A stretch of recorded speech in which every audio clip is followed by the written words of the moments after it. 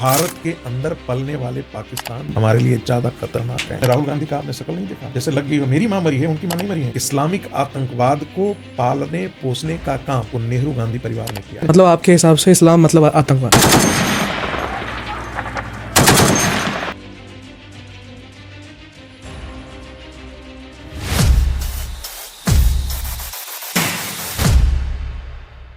नमस्कार, मैं हूं कार्तिकेय दिवाकर और आप देख रहे हैं देखता इंडिया। आज के इस खास कार्यक्रम में हम जिनसे मिलने जा रहे हैं उन्होंने देश की राजनीति को एक अलग ही नज़रिए से देखा है, जो हैं देश के पॉलिटिकल थिंक टैंक और सीधे मुद्दे पर बात करते हैं। प्रोफेसर डॉक्टर संगीत कुमार रागी, दिल्ली विश्वविद्यालय के पूर्व डिप्टी डीन और जिन्होंने देश की राजनीति को क्लासरूम से लेकर न्यूज़ रूम तक समझा है।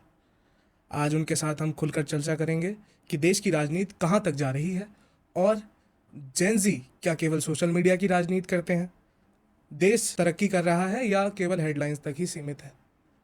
सारी बातों पर खुलकर चर्चा होगी, बिल्कुल अनफिल्टर्ड, अनसेंसर्ड और अनस्क्रिप्टेड, बिल्कुल देसी स्टाइल में।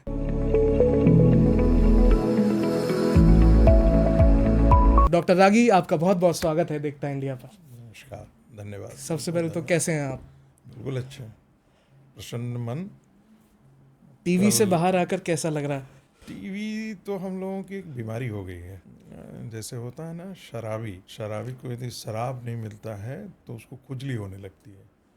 तो हम लोग यदि टेलीविज़न से हट जाएं, मीडिया से हट जाएं, तो हम लोगों को खुजली होने लगती है। आज भी वॉर है, उसको लेकर के मैं तो यूनिवर्सिटी से लौटा ही था। यूनिवर्सिटी से लौट करके बस न्यूज़ देख रहा था कि आज के दिन में लाइव मीडिया दिखाते रहती है, तो बड़ा एक अंदर से जो है वो दुख होने लगा और अंदर से पीड़ित था। लेकिन थोड़ी ही देर बाद, 1 घंटे बाद, जब भारतीय फौजों ने रिटेलिएट किया तो जो सोने का समय था, पता नहीं कहाँ से एड्रेनल जागा कि मैं टेलीविज़न स्टूडियो आ गया। और टेलीविज़न स्टूडियो से मैं सुबह के 5 बजे घर के लिए निकला हूँ।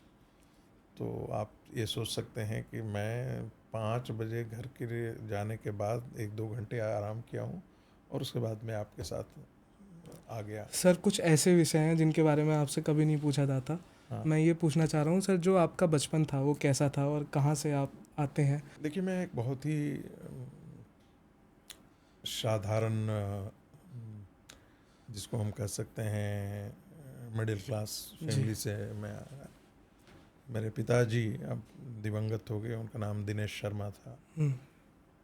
और क्या करते थे पिताजी? मेरे पिताजी म्यूजिशियन थे, क्लासिकल म्यूजिशियन। जी। वो पहले उनकी बंगाल में नौकरी थी, सरकारी नौकरी थी, और बाद में बिहार में उनकी नौकरी लगी, वो भी सरकारी थी। लेकिन वो छोड़ करके सब संगीत में इतने रमे थे कि वो चले आए, इसलिए उन्होंने आपका नाम भी रख दिया संगीत। हाँ, मेरा जब जन्म हुआ था तो जन्म के हमारे यहाँ एक नामकरण संस्कार होता है। उस समय बड़े बड़े संगीतज्ञ आए हुए थे जी। और ये बात मैंने जब आज तक ने एक पॉडकास्ट किया था मेरे साथ, तब मैंने उनको बताया था। मेरे पिताजी के गुरुजी थे डॉक्टर कामेश्वर पाठक। वो गया घराने के थे, बड़े ठुमरी, दादरा, ध्रुपद, धमाल, सब में जो गायन की जो 4 विधाएं प्रमुख होती हैं, उन सब में वो गाते थे। और मैंने भी उनकी गोद में खेला है, तो उन्होंने कहा इसका नाम संगीत रखो। तो चूँकि पिताजी का टाइटल शर्मा था, तो उन्होंने कहा इसका टाइटल भी शर्मा मत रखना। अच्छा। उन्होंने कहा कि देखो, संगीत बिना राग के बेसुरा हो जाता है, गर्दभ स्वर। क्या बात! गर्दभ हो बोलते थे, गर्दभ स्वर हो जाता है। तो मेरे पिताजी को भी गुरु थे तो डांटते भी थे, सुर ठीक नहीं लगा रहे हो, तो इसका नाम संगीत रखो और इसके साथ इसकी टाइटल दो रागी। घर में किसी का नाम रागी नहीं है, मेरे न पुत्र का न मेरे भाई का। ये आपका ही टाइटल है? मैं दुनिया में अकेला हूँ और मेरे साथ एक और है, वो जो अमेरिका में रहता है। अच्छा। उसका भी नाम संगीत कुमार रागी है। तो दुनिया में हम 2 ही लोग हैं संगीत कुमार रागी के टाइटल के नाम से। कॉन्फ्लिक्ट इसलिए नहीं होता है कि मैं ह्यूमैनिटीज से हूँ, सोशल साइंस से हूँ और वो साइंस से है। अच्छा। तो गूगल स्कॉलर पर भी हम लोगों का झगड़ा नहीं होता है। यानी जो देखने वाला है वो बहुत आसानी से डिमार्केट कर देगा। सर मैं आपका रिज्यूमे देख रहा था, कुछ 14-15 पेजों का रिज्यूम है। उसमें सर मैंने देखा कि आपने जो पढ़ाने शुरू किया दिल्ली यूनिवर्सिटी में 1995 से आप पढ़ा रहे हैं, हाँ, तो लगभग 3 डिकेड्स हो गए हैं हाँ। आपको पढ़ाते पढ़ाते। ये कब से सर शुरू हुआ कि अब पढ़ाना है, या बचपन से परमानेंट ही? मैं 95 में हुआ, लेकिन उससे अच्छा। पहले मैं 93 से पढ़ाना शुरू कर दिया था। अच्छा। एज ए गेस्ट लेक्चरर वगैरह जो है वो हम्म। 93 से ही पढ़ाना शुरू कर दिया था। और शिक्षण का काम तो दिल्ली में आने के बाद जैसे होता है, ट्यूशन लेना, हम्म। कोचिंग इंस्टीट्यूट में पढ़ाना हम्म। आईएएस के लिए, तो वो काम तो पहले से चल रहा था। तो इसी बीच में आपका जो होता है नेट जेआरएफ हो जाना, जी। और एक राष्ट्रीय रोग है, बिहार के लोग जो दिल्ली आते हैं एक राष्ट्रीय बीमारी से ग्रसित होते हैं। हमने भी मेंस देना शुरू किया। हाँ। पीटी होता था, मेंस होता था, और लुढ़क करके फिर आ जाते थे वहीं पे। हम्म। पढ़ने से ज़्यादा, एक यूपीएससी से ज़्यादा जो सामाजिक ये था, ज्ञान। जो सामाजिक क्षेत्र है, वो मुझे बहुत विचलित करता था। ओह। और मैं जब राम मंदिर मूवमेंट हुआ तो मैं राष्ट्रीय स्वयंसेवक संघ के ही कार्यालय में रहता था, जो हमारा मलकागंज का जी। एम ब्लॉक का कार्यालय है अपना, जी। राष्ट्रीय स्वयंसेवक संघ के बनवासी कल्याण आश्रम का। तो मैं वहीं रहता था। सारे प्रचारक जाते थे, उनको स्टेशन तक छोड़ना, हाँ। उनको स्टेशन से लाना, ये सब दायित्व हम लोगों का है स्वयंसेवक। तो हम उसी परिवेश में दिल्ली आने के बाद पले। ये सौभाग्य रहा कि उस समय के बड़े बड़े प्रचारक जो प्रातः स्मरणीय हैं संघ में, उनके साथ सिर्फ उनके पास बैठने का नहीं, उनसे जुड़ने का मौका मिला। आज भी हम देख रहे हैं सर कि बनवासी कल्याण आश्रम काफ़ी बड़े स्तर पर काम कर रहा है। हाँ, देश के करीब 44,000 गाँव में बनवासी कल्याण आश्रम का आज के दिन में काम है। यदि बनवासी क्षेत्रों में भारत की यदि संस्कृति बची है, कोई रक्षा कर पाया है, तो ये राष्ट्रीय स्वयंसेवक संघ की देन है, बनवासी कल्याण आश्रम की देन है। नहीं तो हम अपनी धरोहर, अपनी संपदा, अपनी संस्कृति की का हम रक्षण नहीं कर पाते। डॉक्टर रागी, आपको ज़्यादा क्या पसंद है, क्लासरूम में स्टूडेंट के सवाल या टीवी डिबेट्स? दोनों की अलग अलग भूमिका होती है। हाँ। लेकिन दोनों में एक बात बहुत कॉमन है। जी। मैं अपनी आइडियोलॉजिकल कन्विक्शन से 1 इंच दाएं बाएं नहीं जाता, चाहे वो यहाँ हो चाहे वो वहाँ हो। दूसरी बात, क्योंकि राष्ट्रीय स्वयंसेवक संघ ने एक दृष्टि दी है मुझे, उस दृष्टि को यदि आप हैं तो भारतीय राजनीति को बगैर उस दृष्टि के आप समझ ही नहीं सकते। क्योंकि भारतीय राजनीति को यदि आप देखेंगे तो जातीय विमर्श और सेकुलरिज्म का विमर्श, ये दो ऐसे विमर्श हैं जिसमें पूरा भारत की राजनीति जो है वो झूलते रहती है। लेकिन कोई ये नहीं देखता कि हम गुलाम कैसे हुए। इतना बड़ा देश जिसकी सांस्कृतिक परिधि जो है, जिसकी सांस्कृतिक सीमा रेखा ईरान तक जाती थी, वो एक सिमट करके टूटते टूटते आज एक इतना सा छोटा सा देश, बड़ा सा देश बच गया है। बांग्लादेश निकल गया हमारे से, अफगानिस्तान गंधार हमारे से निकल गया, जिस पाकिस्तान के साथ आज हम लड़ रहे हैं वो पाकिस्तान हमारे से निकल गया। ये सब हमारी अपनी मातृभूमि के हिस्से थे, ये हमारे पुरखों के धरोहर थे, और वो हमसे बिछड़ गए, वो हमसे खत्म हो गए। तो सवाल यहीं पर आकर के खड़ा होता है कि हम अपनी पीढ़ी के लिए, हम अपने बच्चों के लिए बैंक बैलेंस जमा करते हैं, हम उनके लिए मकान देते हैं, मकान बना करके छोड़ते हैं। हम अपने बच्चों से कहते भी हैं कि देखो मैं फर्स्ट जनरेशन था, मुझे इतना संघर्ष करना पड़ा, अमुक अमुक समोसे के लिए पैसे नहीं होते थे, खाने के लिए कभी पैसे नहीं होते थे, इसी संघर्ष के रास्ते से गुजरे हैं। तुम लोगों के पास फ्लैट है, कार है, बंगला है, अब तुम यहाँ से तुमको ऊपर जाना है। इतनी बात हम अपने बच्चों को कहते हैं, आश्वस्त करते हैं।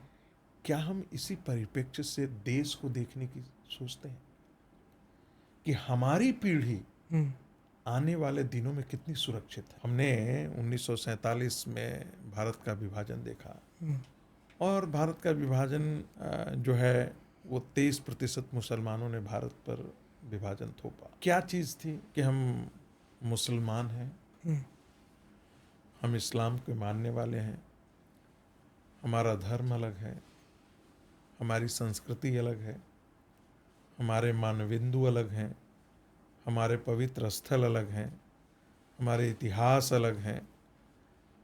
और ऐसा है कि ये इतिहास सिर्फ अलग ही नहीं, आपसे टकराते भी हैं, यानी हिंदुओं के खिलाफ भी है, उससे अलग भी है, उल्टा भी है, विपरीत भी है, और इसलिए हम आपके साथ नहीं रह सकते हैं। तो 23% मुसलमान ने भारत पर विभाजन थोप दिया। मज़ेदार बात है कि उस 23% मुसलमानों को 35% जमीन मिली, जिसे आप बांग्लादेश और आप क्षेत्रफल के हिसाब से उस 23% में से कहीं कहीं 24% भी लिखा हुआ है जी। उस 23-24% में से 9.4% मुसलमान भारत के ही अंदर रह गए, यानी 14-14.5% मुसलमान या 15% मुसलमान बांग्लादेश और पाकिस्तान के हिस्से बने। आज वही मुसलमान 9.4 आज 18% पर आकर के खड़ा है। जो हमारे आंकड़े बताते हैं वो 14.6% बताते हैं। लेकिन अब जब जनसंख्या बढ़ेगी तो जिस ढंग से हम कहते हैं कि मुसलमानों की जो जनसंख्या है, हिंदुओं की जनसंख्या जो है उसका हम कहते हैं एक मैथमेटिक्स में एक टर्म है, उसको हम कहते हैं अर्थमेटिक प्रोग्रेशन, और इनका जो होता है उसको कहा जाता है हार्मोनिक प्रोग्रेशन। अच्छा। तो मल्टीप्लाई करता है ना, ब्याज, चक्रवृद्धि ब्याज इस ढंग से। तो उस अनुसार से, उस रफ्तार से, उस प्रोपोर्शन से जनसंख्या बढ़ती है। तो मैं मान करके भी नहीं चलता हूँ। कुछ लोग कहते हैं कि 18% के आसपास हो गई होगी, कुछ लोग मानते हैं कि पहले से ही इतनी जनसंख्या है। अब ये कोई छोटी बात नहीं है। इस्लाम को एक आइडियोलॉजिकल पर्सपेक्टिव से देखने की जरूरत है, और दुर्भाग्य है कि देश के अंदर इस पर राष्ट्रीय स्वयंसेवक संघ, हिंदू महासभा के अतिरिक्त और भारतीय पॉलिटिकल पार्टियों में भारतीय जनता पार्टी के अतिरिक्त किसी ने इसको उस दृष्टि से देखने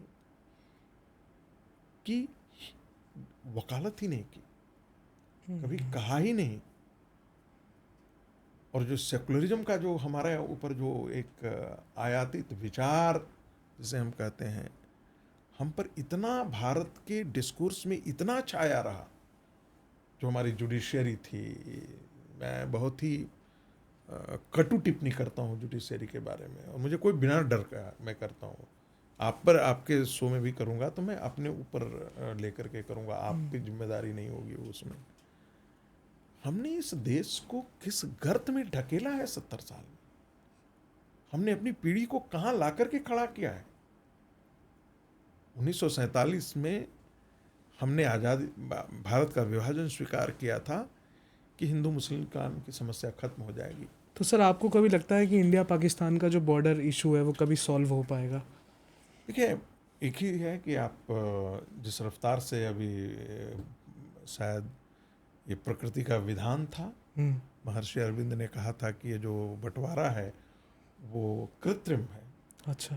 ये महर्षि अरविंद ने इसकी भविष्यवाणी की थी अखंड भारत की। मैं नहीं जानता कि उसमें कितना क्या सच होगा, क्या नहीं सच होगा, लेकिन हम प्रकृति के विधान को नहीं जानते हैं, क्या क्या ईश्वर ने हमारे लिए लिख रखा है।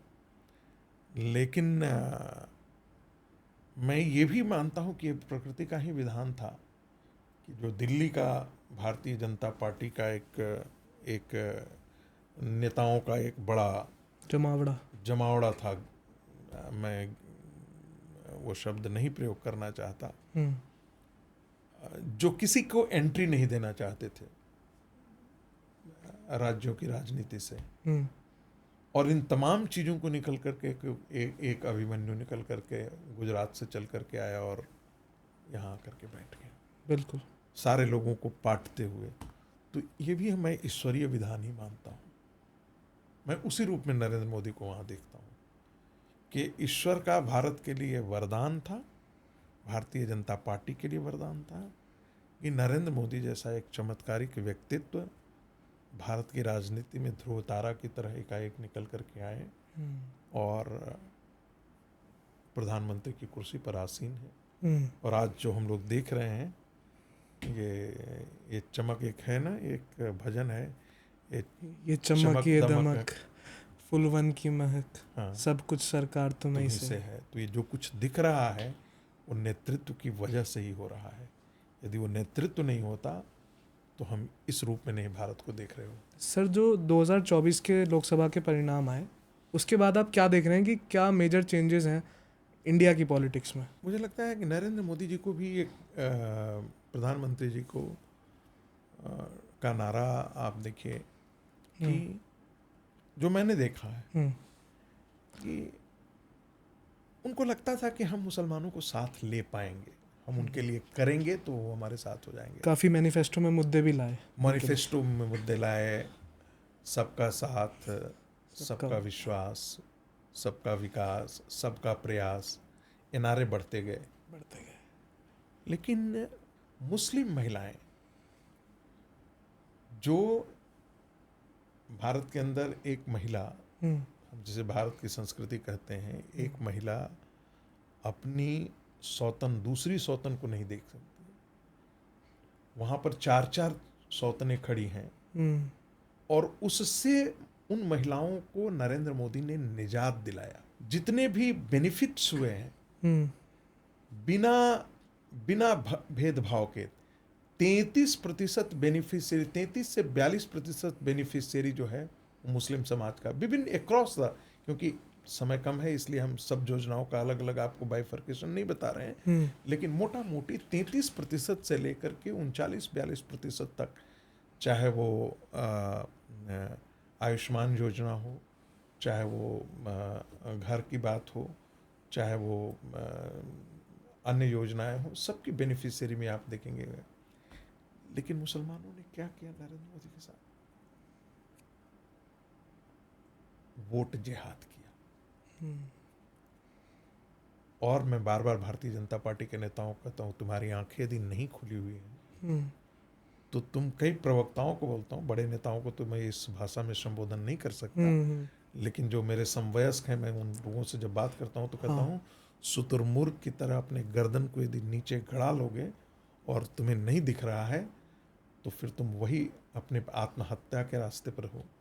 लेकिन जो मेरे पास डेटा है, और मैं ऐसे नहीं कर रहा हूँ, मैं इस पर गंभीरता से पिछले 1 साल से काम कर रहा हूँ जी, कि भारतीय जनता पार्टी के जो मुस्लिम मंच है, जिसे अल्पसंख्यक मोर्चा कहते हैं, पासमानदा समाज, उसकी जितने सदस्यों की संख्या है उतनी भी वोट भारतीय जनता पार्टी को नहीं मिली है मुसलमानों के बूथ से।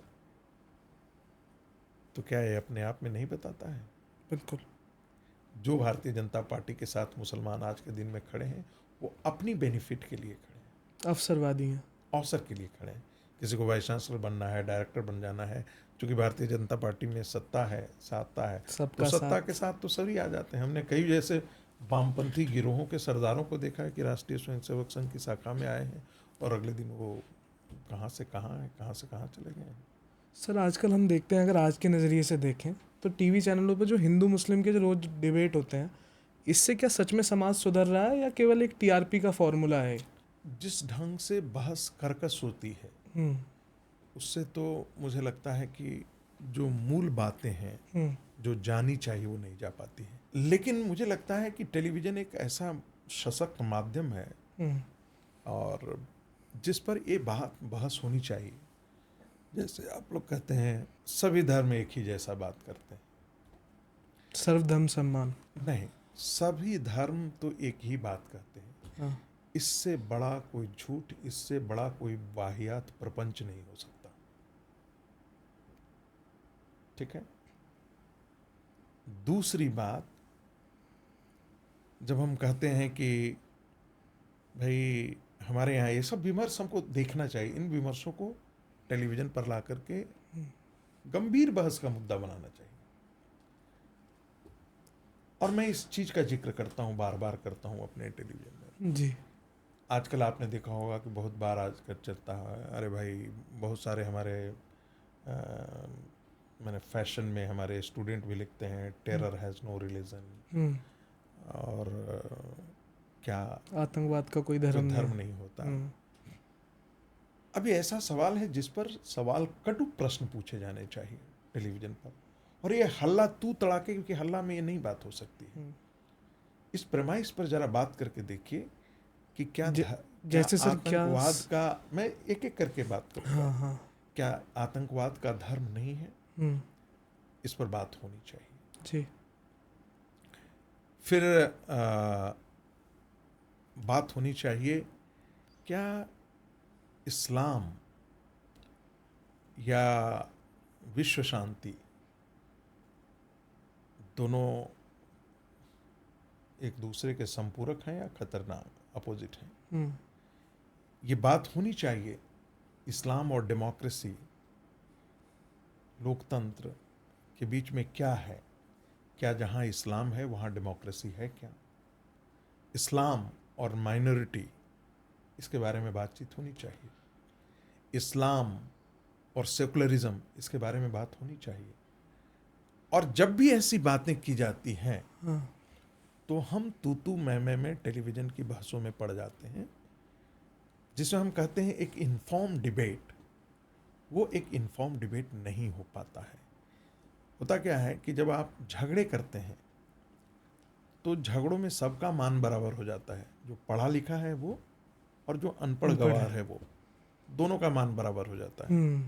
मैं कहता हूं कि पाकिस्तान के अंदर आप क्यों समझ रहे हैं कि कश्मीर के अंदर हुआ है वो एक अलग है, जो मुर्शिदाबाद में हुआ है वो भी वही हिस्सा है, जो संभल में हुआ था वो भी वही हिस्सा है। इसे अलग अलग मत बोलिए। लेकिन हमारे यहां दिखाया क्या जाता है, ये हिंदू मुसलमानों के बीच में, दो कम्युनिटी के बीच में, this is not a conflict. क्योंकि ऐसा इसलिए नहीं क्योंकि आपके पास अध्ययन नहीं है जी। जब आप इस्लाम के बारे में अध्ययन करेंगे, जब पॉलिटिकल हिस्ट्री उसकी पढ़ेंगे, जब इस्लाम का एक्सपेंशन की हिस्ट्री पढ़ेंगे, मेरी एक पुस्तक है जी जी, मैं कैंपेन नहीं उसका कर रहा हूँ, इसलिए टाइटल कह नहीं सकते हैं बोल सर, रहा आप हूँ। नाम बता सकते नहीं तो उसका है द प्यूरिटन इज पॉलिटिकल। जी। खतरा मुसलमान से नहीं है, हाँ खतरा इस्लाम की आइडियोलॉजी से है। सर, मैं भी एक मुसलमान सेकुलर हो सकता है बट इस्लाम सेकुलर नहीं हो सकता। टीवी डिबेट पर सर सुन रहा था, एक मुस्लिम स्कॉलर कह रहे थे कि इस्लाम के भी दो प्रकार हैं। देखिए, मैं ये कहा जाता है, लेकिन अक्सर वो कहेंगे कि मुल्ला का इस्लाम अलग है और अल्लाह का इस्लाम अलग है। मैं इससे बिल्कुल सहमत नहीं हूँ। जो मुल्ला का इस्लाम है वही अल्लाह का इस्लाम है। मैं सूफीज़म की बातें होती हैं। नहीं, आप जो लोग कहते हैं कि सूफीज़म का, फिर वो नहीं जानते हैं कि कश्मीर के अंदर जिन हिंदुओं को मारा गया, तड़पाया गया, जिनको कन्वर्ट किया गया, उसमें सूफियों की बहुत बड़ी देन है। वो उस समय के सुल्तानों से इस प्रकार के फतवे जारी करवाया करते थे कश्मीर के अंदर। किसी को कश्मीर की हिस्ट्री पढ़नी चाहिए। कश्मीर के अंदर एक जैनुद्दीन अकबर, जिसे वहां का अकबर माना जाता है, जैनुद्दीन आबदीन करके मुझे नाम, उसको छोड़ दें तो रिंचना से लेकर के पूरी 18वीं सेंचुरी, जब तक महाराजा रंजीत सिंह गद्दी हाथ में नहीं आए, उससे पहले क्या हुआ है? हिंदुओं का रक्तपात ही तो हुआ है। और उसमें सुन्नियों का तो देन, सुन्नी सारे थे ऐसा तो नहीं था। पहले कहां से आया? पर्शिया से आए, ईरान से आए थे। तो उसमें शियाओं का भी कंट्रीब्यूशन था, सुन्नियों का भी कंट्रीब्यूशन था और सूफियों का भी कंट्रीब्यूशन था। अब यार एक अलग चर्चा का विषय अलग हो जाएगा। नहीं तो हम बताते हैं आपको कि वहां पर मुस्लिम घरों के बगल में यदि हिंदू घर है तो उसको गाजे बाजे नहीं बजाने दिए जाते थे। अच्छा। वो ड्रेस पहन करके बारात नहीं निकाल सकता था। कुछ पढ़े तो सही वहां के चीजों को। अच्छा, एक बात मुझे बताइए, यदि ऐसा होता तो रविंद्रनाथ टैगोर को क्यों कहना पड़ता कि दुनिया के 2 धर्म ऐसे हैं जिनके लिए बाकी सारे धर्म दुश्मन हैं? वो तो राष्ट्रीय स्वयंसेवक संघ के सदस्य नहीं थे। महर्षि स्वामी विवेकानंद को क्यों कहना पड़ता कि दुनिया के 2 ऐसे धर्म हैं जो बाकी धर्मों को दुश्मन समझते हैं, इस्लाम और क्रिश्चियनिटी? डॉक्टर अंबेडकर को ये क्यों कहना पड़ता कि ब्रदरहुड का जो कॉन्सेप्ट है इस्लाम में, वो एक अंदर का ब्रदरहुड है, इस्लामिक ब्रदरहुड है, बाकी लोगों के लिए वो काफिर है और काफिरों की सजाएं मौत है? तो आप ये मत कहिए जितने भी हत्याएं हुई वो कहां से हुई? काफिर के हैं। काफिर कौन है? जो इस्लाम को नहीं मानता है, जी। जो प्रोफेट को नहीं मानता है, वही तो है। जो बुत परस्त है उसको हम मुशरिक कहते हैं। तो आप जरा देखिए ना कि इस्लाम किस आइडियोलॉजी से इस्लाम एक पॉलिटिकल आइडियोलॉजी है। इस चीज को हमको समझना चाहिए। उसका दुनिया का जो विस्तार है वो तलवार के बल पर हुआ है, कोई स्पिरिचुअल इमेंसिपेशन के आधार पर नहीं हुआ है। ये बात लोगों को जानकारी नहीं है, इसलिए मैं सबको पढ़ता हूं इस्लाम की हिस्ट्री जरूर पढ़ना। सर, इस्लाम की कोई अच्छी बात है जो आपको पसंद है? बड़ा आपने गंभीर सवाल कर दिया है। जी। यदि आप अच्छी बातें कहेंगे तो ये कहने की सिर्फ बातें होती हैं कि हम जो एक साथ बैठ कर के सजदा करते हैं, भाईचारा। लेकिन ये भाईचारा नाम की ऐसी चीज़ नहीं है। अच्छा। भाई वो अपने में है, चारा हम उनके लिए हैं। तो उनके भाईचारा का संदेश यही है। हमने क्रिटिकल दृष्टि से देखने की कोशिश की है इस्लाम को, और ये देखने की कोशिश की है कि हम तो कहते रहते हैं कि विश्व बंधुत्व की बात है। हमने कहा कृण्वन्तो विश्वार्यम। हमने कभी नहीं कहा कि हमको हिंदू बना देना है, ये बना देना है, वो बना है, तुमको रामायण पढ़वाएंगे। कभी कहा है क्या? कभी नहीं कहा। हमने क्या कहा? हम कृण्वन्तो विश्वार्यम, हम दुनिया में को श्रेष्ठ बनाएंगे, यही हमारा है ना। और हमारे मंदिरों की घंटियों से लास्ट में क्या होता है? कभी आपने सुना है? शांति पाठ होता है। गौ शांति, अंतरिक्ष शांति, वनस्पति शांति, शांति रेवा शांति, यानी ये पूरी सृष्टि शांत हो, ये कहते हैं ना। और लास्ट में क्या बोलते हैं? धर्म की जय हो, अधर्म का नाश हो, प्राणियों में सद्भावना हो, विश्व का कल्याण हो, भारतवर्ष में प्राणियों में सद्भावना हो। यानी भारत के अंदर लोक जीवन की कल्पना है, सिर्फ मनुष्य जीवन की कल्पना नहीं है। प्राणियों में सद्भावना हो, यानी पशु पक्षी गाय इस सबके बीच में एक तादात्म्य हो। ऐसी जीवन दृष्टि के बारे में हम बात कर रहे हैं। दूसरी तरफ कौन एक है जो कहता है कि जो है ये मुशरिक है, इसको घात लगा करके मारो, इतना मारो कि इसकी लिम्ब तोड़ दो, और फिर ईश्वर तुम्हारे साथ है, अल्लाह तुम्हारे साथ है। इस प्रकार की बातें। तुम्हें कोई लड़की बहुत अच्छा पसंद है, शादी तब तक मत करो जब तक उस पर ईमान ना आए। तुम्हें कोई लड़का बहुत अच्छा पसंद है, उससे शादी मत करो जब तक तुम्हें उस पर ईमान नहीं आए। तुम उससे दोस्ती मत करो जिस पर ईमान ना आ जाए। तो ये क्या है? और आपने कभी ये सोचा है कि नमाज में क्या कहा जाता है? नमाज से पहले जो अजान दिया जाता है, दिन में 5 बार होता है ना जी। अल्लाह के अतिरिक्त और कोई पूजा के लायक नहीं। अल्लाहू अकबर। हाँ? कोई पूजा के लायक नहीं है। तो जब पूजा के लायक नहीं है तो क्या राम पूजा के लायक हैं? कृष्ण पूजा के लायक हैं? हमारे देवी देवता पूजा के लायक हैं? जिसको दिन में 5 बार यही बात की जाती है कि तुम्हारे इष्ट के अतिरिक्त और दुनिया में कोई पूजा और सम्मान के लायक ही नहीं है, उससे बड़ा कट्टरता का संदेश क्या हो सकता है? उससे बड़ा कट्टरता का संदेश क्या हो सकता है? एक और बात आपको बताता हूँ, जो हमारे बहुत सारे आपके श्रोताओं की जानकारी में, आप कई मौलानाओं को आप सुनिएगा, ये जो हम आप कहते हैं ना कि एक लास्ट जजमेंट डे होता है इस्लामिक थियोलॉजी में, जी। कि उस दिन अल्लाह जो है वो निर्णय करेंगे तुम्हारा कि तुमको जन्नत मिलेगी या कहीं और मिले।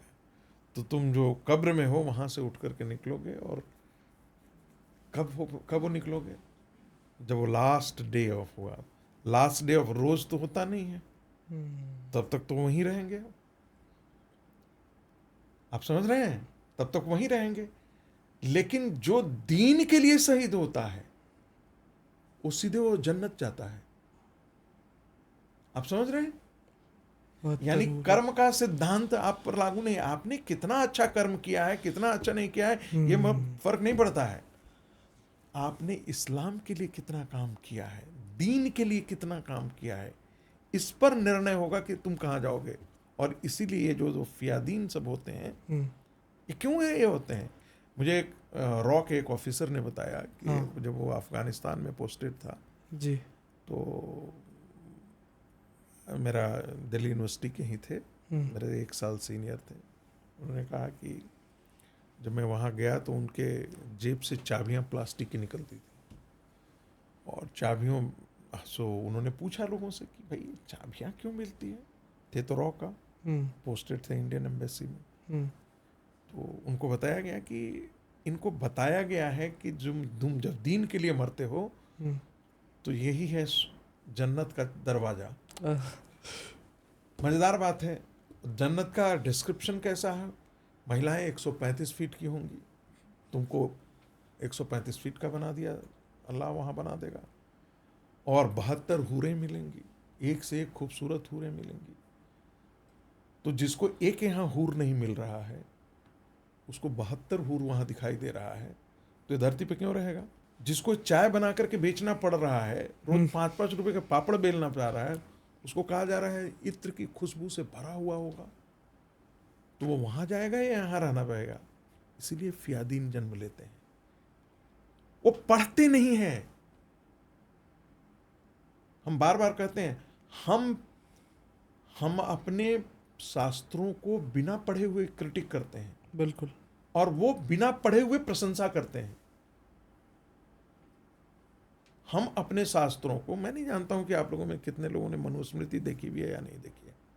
हमारे पास 3 कॉपियां हैं, है ना, सारे शास्त्र मिला करके बने हैं। मैं नहीं जानता हूं कितने हिंदुओं के घरों में मनुस्मृति होगी, किसी ने पढ़ा नहीं होगा। जितने नेता ये टेलीविजन पर आकर के गाली गलौज करते हैं, मनुवादी तनुवादी, इसमें से किसी नालायक ने पढ़ा नहीं होगा मनुस्मृति। मनुस्मृति की कोई एक वर्जन तो है नहीं, 50 वर्जन है। कौन सा वर्जन सहा है? और आपको मालूम ही नहीं है इस पृथ्वी की आयु कितनी है, उसमें किस मनु की बात हो रहा है। हम वैवस्वत मनु की बात में कर रहे हैं। जब आप पूजा में संकल्प करते हैं तो क्या करते हैं? किस मनु की बात करते हैं? वैवस्वत मनु की बात करते हैं। आदि मनु के बारे में बात नहीं करते हैं। आपको ध्यान में नहीं है, बहुत लोगों को जानकारी नहीं है। आदि मनु क्या है सर? जो पृथ्वी के साथ जिनका प्राकट्य हुआ, अच्छा, जो पहले प्राकट्य हुए, जिनका कई मनवांतर होते हैं। मनवांतर में महायुग होता है, युगों में युग, महायुग में युग होते हैं। एक युग की आयु आपको मालूम है कितना है? 4 युगों में हम बांटते हैं ना जी। 4 युग मिलाकर के एक महायुग होता है ना। 4 युगों की आयु आपको मालूम है? 16 लाख वर्ष त्रेता की होती है, 12 लाख वर्ष 4, 3, 2, 1 की हिस्ट्री से है। तो आप समझ लीजिए कि जो है 4,32,000 वर्ष जो है वो कलयुग की आयु है। द्वापर की आयु कितनी होगी? 8,64,000 वर्ष। त्रेता की आयु कितनी होगी? उससे 3 से मल्टीप्लाई कर दीजिए। सतयुग की आयु कैसी होगी?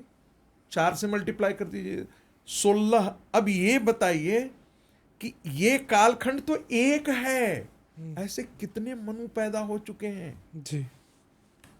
पृथ्वी के प्राकट्य के बाद से?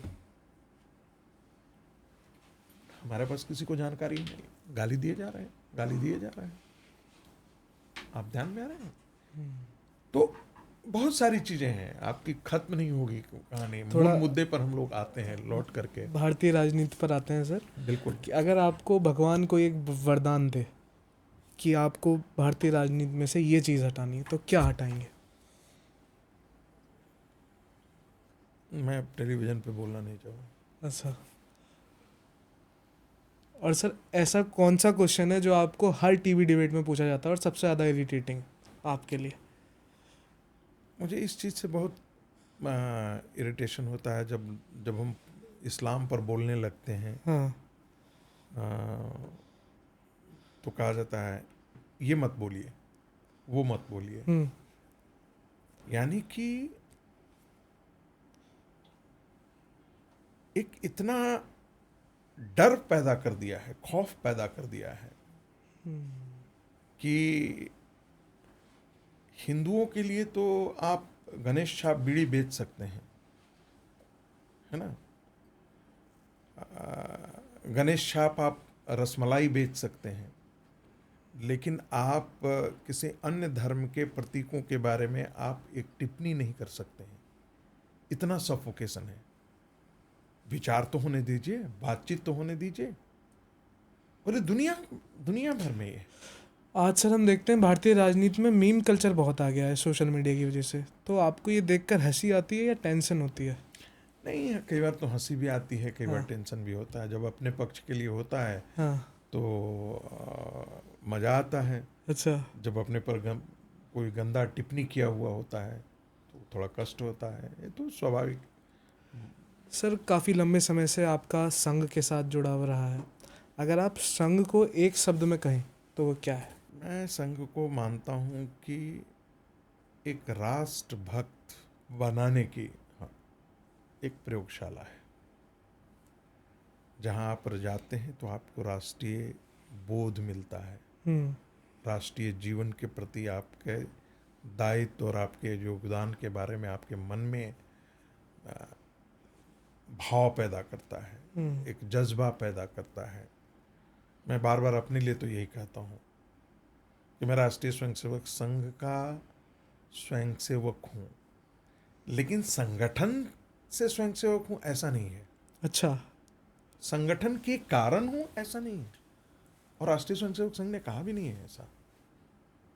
सो आप सर किस तरह के स्वयंसेवक? स्वयंसेवक का मतलब मैं जानता हूँ, जो मैंने अपने संघ के अखाड़े में पढ़ा जी, जो स्वयं की प्रेरणा से राष्ट्र के लिए सब कुछ समर्पित करने के लिए तत्पर हो, सब कुछ अपना समर्पण कर दे, उसी भाव में रहे।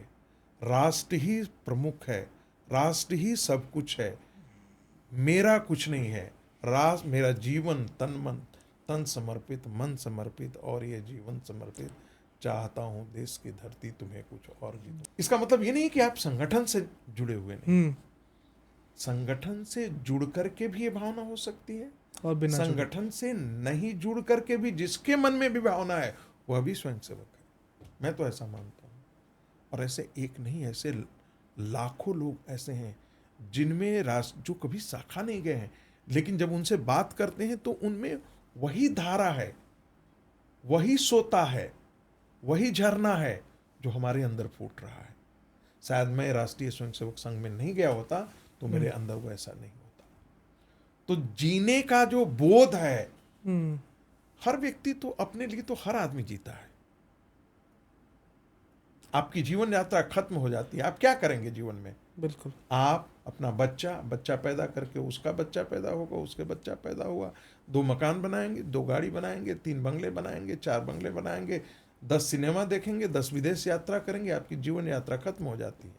राष्ट्र की दायित्व से मैं बार बार अपने आप को कहता हूं, कोई होता होगा, कोई उठता होगा तो उसके मन में कल्पना होगी कि मैं ये बन जाता, वो बन जाता, मैं बन जाता। जब मैं उठता हूं सुबह तो मुझे लगता है मुर्शिदाबाद में क्या हो रहा है, मुर्शिदाबाद के हिंदुओं में क्या हो रहा है, नेपाल के हिंदुओं के साथ क्या हो रहा है, फलना के साथ हिंदुओं के साथ। मैं कभी ये सोचता ही नहीं हूं कि मुझे क्या बनना है। तो ये जो मन के अंदर जो भाव आया है, ये राष्ट्रीय स्वयंसेवक संघ की देन है।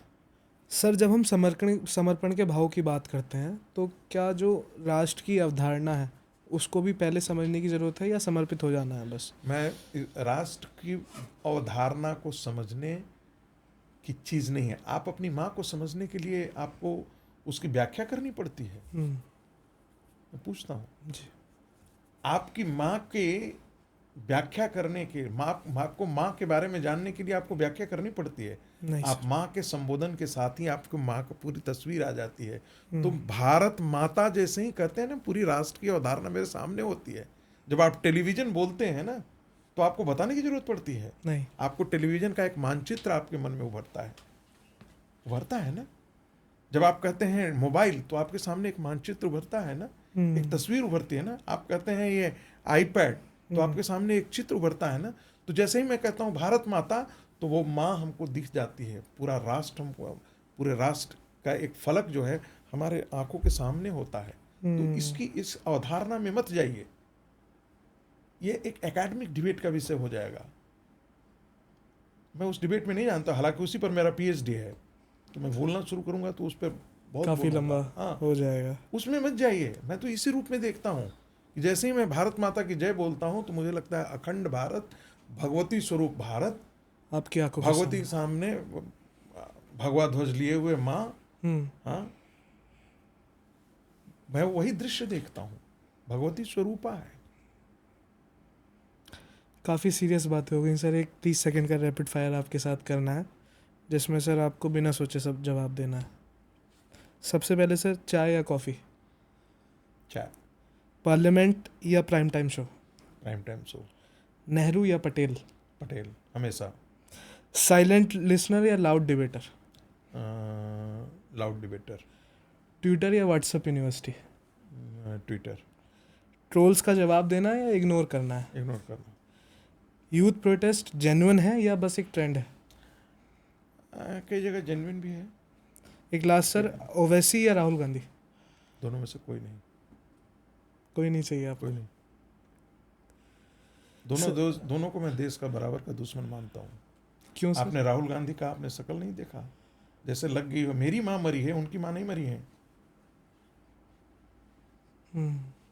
लेकिन भारत ने जब स्ट्राइक किया, तो पूरा देश जब उत्फुल्लित था। आप, एक कहा जाता है, हम कम्युनिकेशन थियरी पढ़ाते थे अपने जर्नलिज्म के बच्चों को। कहते थे there is a description between what you say and what is within you.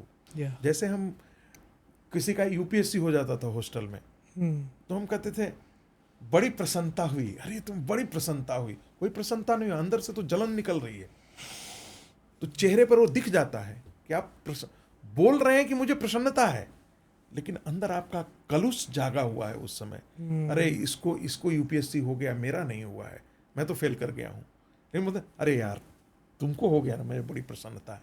वही हालत राहुल गांधी और पूरे गिरोह का दिख रहा था। जब आप कह रहे हैं और आपकी तस्वीर कुछ और बोल रही है, आपकी आवाज़ कुछ और बोल रही है, दोनों के बीच में जो भी कम्युनिकेशन थियरिस्ट होगा। तो मैंने ट्वीट भी किया था, और मुझे इतनी गालियाँ कांग्रेसियों ने दिया है। एक ट्विटर पर कल मैं रात में देख रहा था, मुझे गालियाँ ही, मेरी माँ की, मेरी बहन की, भद्दी भद्दी गालियाँ दिए हुए हैं ट्विटर पे। सर फर्क नहीं पड़ता है। एक रील आई है अभी असदुद्दीन ओवैसी की, वो कह रहे हैं पाकिस्तान मुर्दाबाद और भारत जिंदाबाद। जो बहुत दिखाए ना, हाँ, उस पर प्रश्नवाचक चिन्ह खड़ा कर दीजिएगा। असदुद्दीन ओवैसी का मैं बार बार इसे कहता हूँ, भारत के अंदर पलने वाले पाकिस्तान, भारत के अंदर पलने वाले पाकिस्तान हमारे लिए ज्यादा खतरनाक है। वो तो पाकिस्तान दुश्मन तो मुर्दाबाद पता कह है, रहे हैं। दुश्मन तो पता है। आप ये मत भूलिए असदुद्दीन ओवैसी का, कि जो व्यक्ति सीएए पर खड़ा हो जाता है, वक्फ बोर्ड पर खड़ा हो जाता है, जो चाहता है कि इस्लाम को आप टच ही नहीं कर सकते हैं, वो कितना अंदर से, वो आधुनिक भारत का जिन्ना है। इससे मत जाइए कि वो कौन है। एक इस्लाम में एक वर्ड है अलतकिया, अभी वो कुछ कर ही नहीं सकता है। अभी बोलेगा लोग गर्दन दबा देंगे। इस समय देश गुस्से में है, हिंदू समाज गुस्से में है। तो आप, मैं देखिए हर टेलीविजन पे ऐसे चल रहा है, वैसी ने ऐसा बोला, बहुत अच्छा बोला, लेकिन मैं फिर बोलता हूं, जैसे राहुल गांधी का मन कुछ और बोल रहा है, और चाह वो कुछ उसका और चेहरा है। से दिख रहा है। कांग्रेस का, आपको क्या लगता है कि ये सक्सेसफुल सारे ऑपरेशन हो जाते हैं, पाकिस्तान टुकड़े टुकड़े में हो जाता है, या पीओके ही आ जाता है, या कुछ और भी बड़ी विक्ट्री पाकिस्तान घुटने सरेंडर कर देता है और कुछ भी नहीं होता है, तो आपको क्या लगता है कांग्रेस पार्टी खुश होगी? कतई नहीं। मेरा पॉलिटिकल विश्लेषण यही है। भारत जोड़ो यात्रा करते हैं और छोड़ दीजिए वो सब के बारे में, मत टिप्पणी कराइए, बहुत ज़्यादा कुछ बोल देंगे। भारत के अंदर इस्लामिक आतंकवाद को पालने पोसने का काम, जिसको मैं कहता हूं अम्मा, ये अम्मा का काम जो है वो नेहरू गांधी परिवार ने किया है। 1947 में भारत विभाजन हो गया था, लेकिन भारत के अंदर जो इस्लामिक रेडिकल फोर्सेस हैं, चाहे वो मुस्लिम लीग से लेकर के जो पीएफआई, इन सब, इन सारी ताकतों को नर्चर करने का, खाद पानी देने का, हवा देने का, ये सारा काम कांग्रेस पार्टी ने किया है। इसलिए मैं कहता हूँ इस्लामिक आतंकवाद की अम्मा जो है वो कांग्रेस पार्टी के अंदर गांधी नेहरू परिवार है, सिर्फ सत्ता के लिए। उसकी मौसियाँ जो हैं, ये जितने भी क्षेत्रीय पार्टियां हैं मुसलमानों के वोट के लिए, चाहे मुलायम सिंह का वंश हो, चाहे लालू प्रसाद का वंश हो, लालू प्रसाद का वंश, मुलायम सिंह का वंश, ये जितनी क्षेत्रीय पार्टियां हैं मुसलमानों के वोट के लिए उनके तलवे चाटती हैं, ये मौसियों का काम करती हैं, जिन्होंने उनको गोद में खिलाने का काम किया है। और जो दाइयाँ कौन है, तो ये जो पूरा वामपंथी इस्लामिस्ट और ये कांग्रेसी गिरोह है, जो पत्रकारों का भी गिरोह है, विद्यार्थियों का गिरोह है, जो इंटेलेक्चुअल वर्ल्ड का गिरोह है, वो उसको टेलीविज़न पर आकर के उसको कवर फायर देता है, उसको आगे बढ़ाता है। उसमें जुडिशियरी भी शामिल है।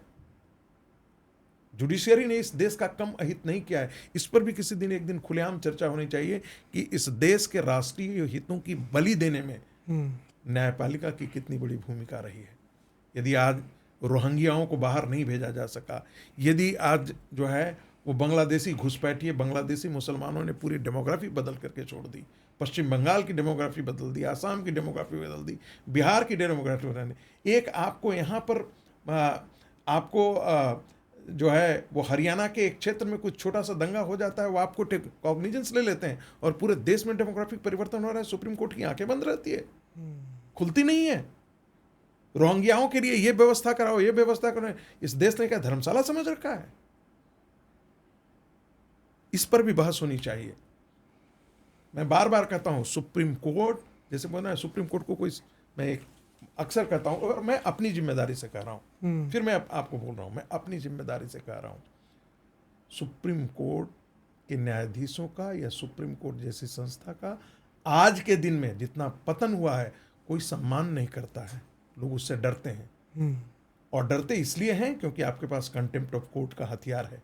जैसे कोई पिस्टल लेकर के चलता है गली मोहल्ले में आदमी, और चलने पर जब वो निकलता है तो हर आदमी अगल बगल से उसको सलामी ठोकता है। इसलिए नहीं कि उसके प्रति वो सम्मान करता है, इसलिए कि यदि वो नहीं करेंगे तो उसका वो दादा है। नहीं सर, काफ़ी सारी रिपोर्ट्स ऐसी भी आई हैं कि न्यायपालिका में भ्रष्टाचार बढ़ गया है आज के समय। मैं फिर कह रहा हूं, आपने एक जज को, आपने आज सुप्रीम कोर्ट का, मैं आज देख रहा था सुबह का अखबार पढ़ते हुए, सुप्रीम कोर्ट ने सरकार से कहा उनको हटाने की व्यवस्था आप प्रक्रिया पालन करिए। अरे उनके खिलाफ आप एफआईआर क्यों नहीं करते हैं भाई? जी, वो चोर आदमी है, पकड़ा गया है, दूसरे आदमी के साथ होता तो कुछ और होता। तो इस पर भी बात होनी चाहिए कि सेकुलरिज्म के नाम पर, ह्यूमन राइट्स के नाम पर न्यायपालिका ने देश की हित की कितनी बलि चढ़ाई है। इस पर भी बहस होने के वक्त आ गया है। सर आपने वामपंथियों को टारगेट किया, कोई ऐसी चीज़ जो आपको वामपंथियों में अच्छी लगती हो, कोई एक चीज़? देखिए, अच्छी लगने के लिए, आइडियोलॉजी के लिए तो बहुत अच्छा है। आइडियोलॉजी काफ़ी अच्छी है। आप देखिए ना, जब आप कहते हैं कि हम पूरा एक समान समाज का निर्माण करना चाहते हैं, क्योंकि आप भी पढ़ाते होगे समतामूलक समाज के लिए हम निर्माण करना चाहते हैं, हम तो कहा ही जाता है जी कि 24 साल तक कोई कम्युनिज्म नहीं करे तो वो जवानी क्या, ठीक है, मैंने रिवोल्यूशन समाज में परिवर्तन ला जाए, ये कर दें वो कर दें। लेकिन जैसे ही आप समझदार बनते हैं, थोड़ा सा बुद्धि के दांत निकलते हैं, तो आपको लगता है ये सारे बकवास है।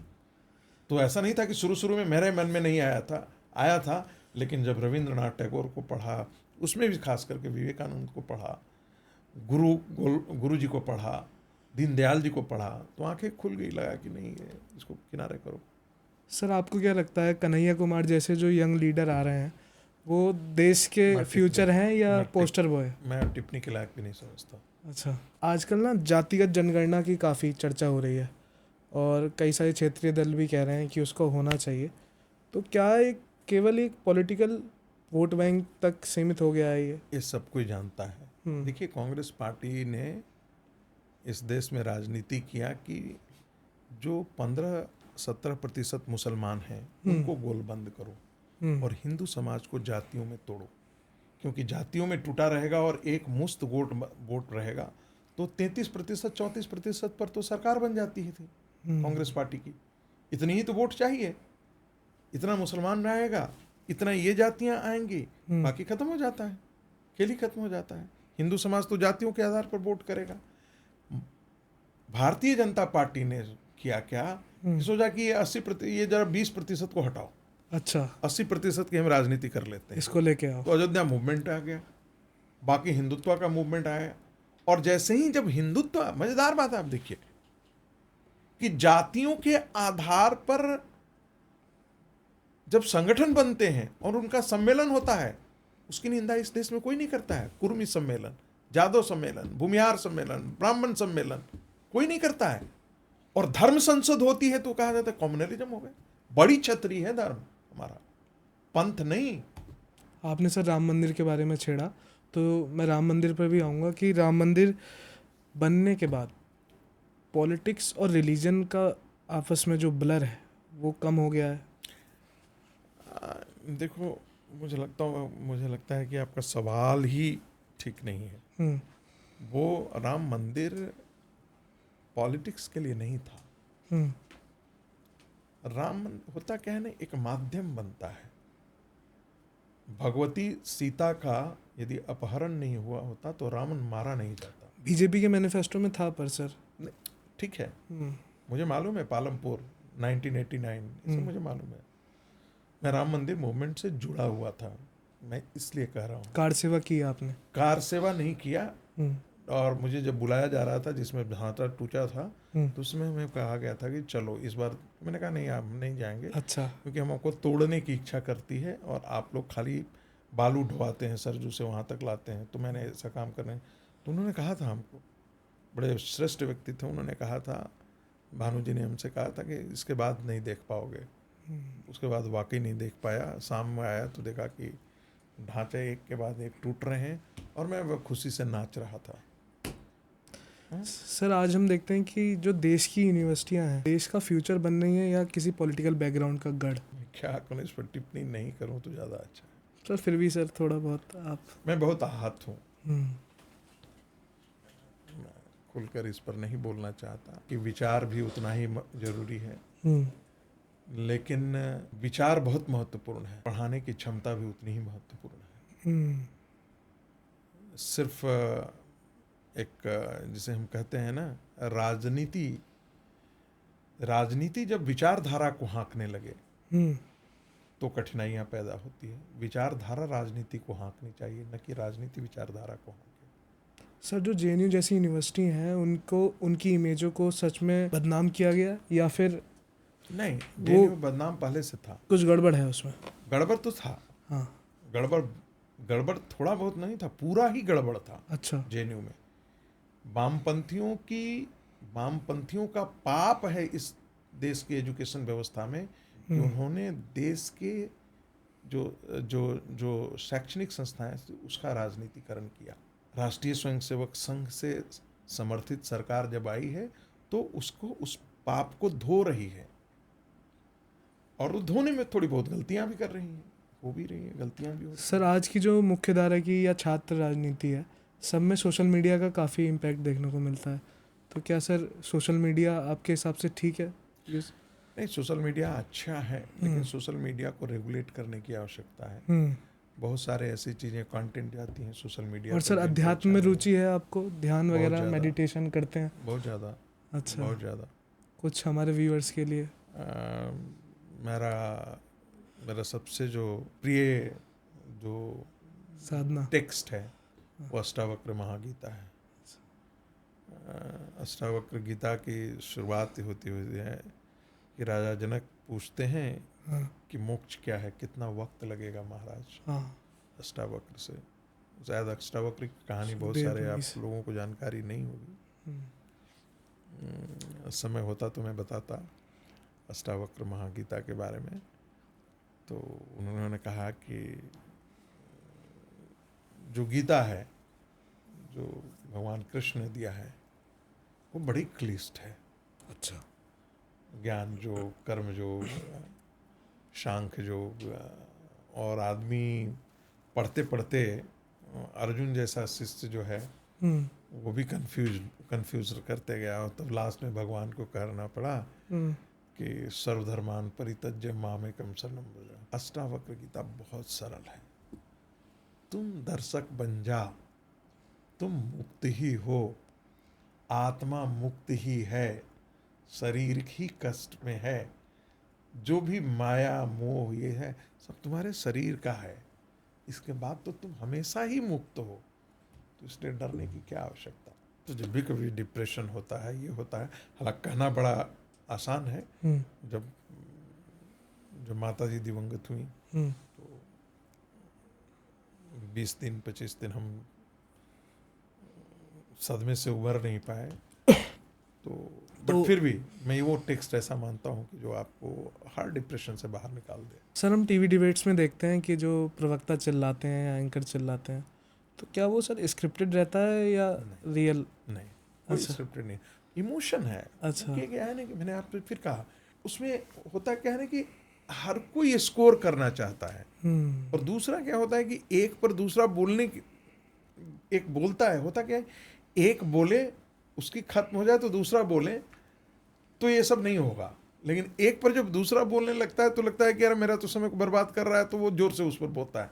उसकी आवाज़ को जोर से दबाने के लिए फिर वो जोर से बोलना शुरू करता है, फिर उसके बाद जोर से ये बोलना शुरू करता है। तो वॉल्यूम जो है वो एक दूसरे को compete करने लगती है, कंटेंट compete नहीं करता है।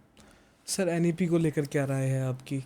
बहुत श्रेष्ठ विचार है, और लेकिन सफलता इस बात पर निर्भर करती है कि हम वाइस चांसलर का चुनाव कैसे करते हैं। एकेडमिक लीडरशिप वाइस चांसलर ही देता है किसी यूनिवर्सिटी को, और यदि वो यदि सुघड़ नहीं हुआ। सर, आजकल जो हम डीयू में देख रहे हैं, एनईपी से काफ़ी दिक्कत हो रही है बच्चों को। सुबह 9 बजे से लेकर 5 बजे तक क्लासें होती हैं मुझे शाम नहीं ना, अच्छी बात तो है कि ना वो देखिए हम लोगों ने वर्क कल्चर अपना खराब कर दिया है। ना वो स्पोर्ट्स के रहे ना ईसीए के रहे, नहीं, या नहीं, कुछ नहीं, ऐसा नहीं।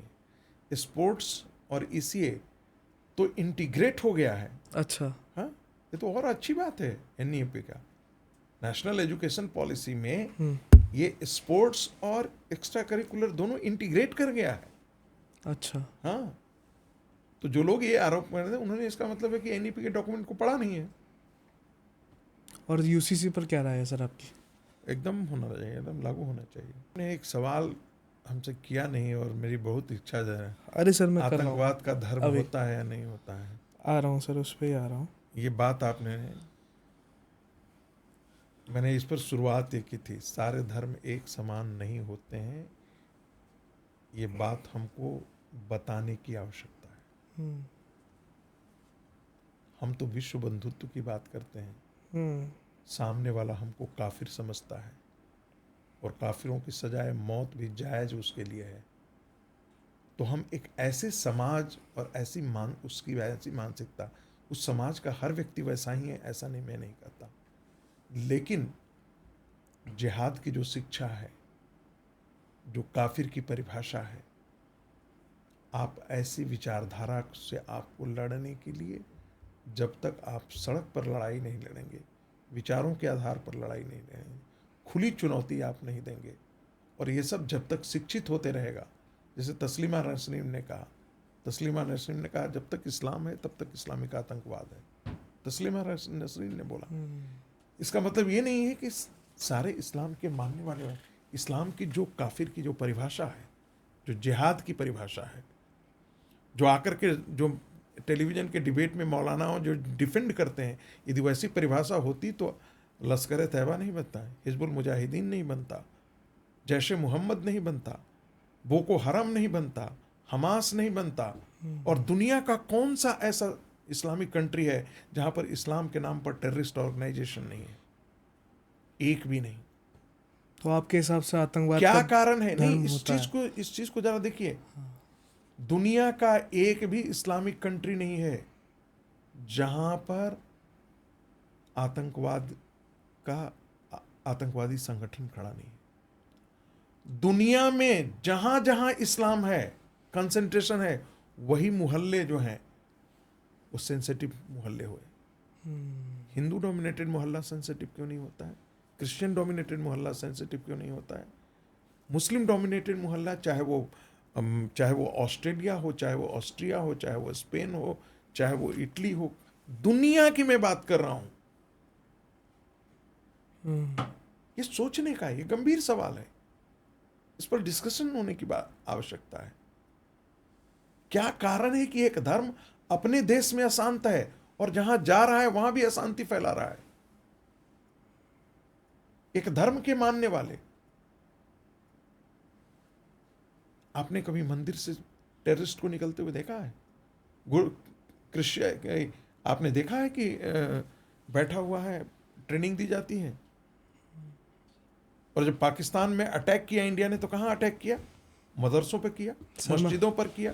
मतलब आपके हिसाब से इस्लाम मतलब आतंकवाद? मैं नहीं कहता, ये आपके दर्शक इसकी व्याख्या कर लेंगे। लेकिन इस्लामिक आतंकवाद दुनिया की एक बहुत बड़ी सच्चाई है।